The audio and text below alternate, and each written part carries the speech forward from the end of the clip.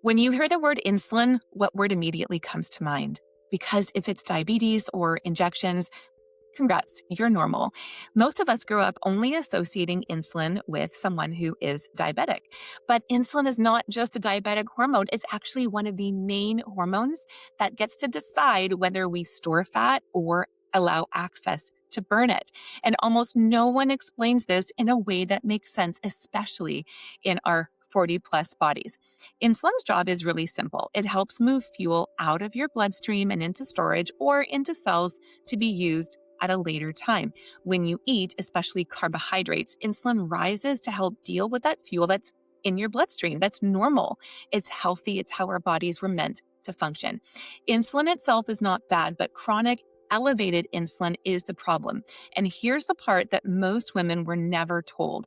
When your insulin is high, your body cannot access stored fat. That is huge.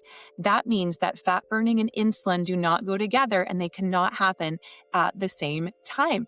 So if insulin is constantly high from snacking all day, under eating, a stress, or swings in your blood sugar, your body remains in fat storage mode.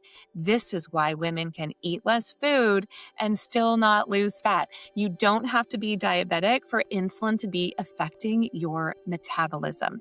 Many women in their 40s develop some level of insulin resistance without ever being diagnosed. This might show up as stubborn belly fat or the visceral fat that is so hard to get rid of. It might show up as low energy or cravings, poor recovery, or even feeling puffy and inflamed.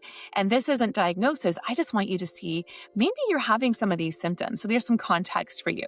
The problem is that we can't measure insulin effectively day to day. So instead of chasing numbers, we focus on behaviors that calm insulin.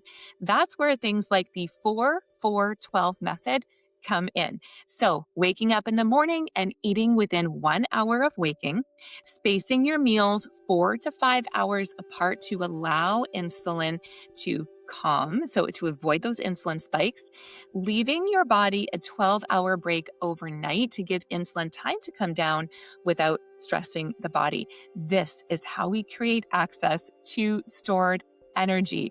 It actually is pretty simple. If insulin has always felt confusing or irrelevant to you, I hope this helps it click. You're not broken. Your body just needs different signals now. And if you want help applying what you've just learned today, my Skool community is linked below. That's where we go deeper and actually make this work.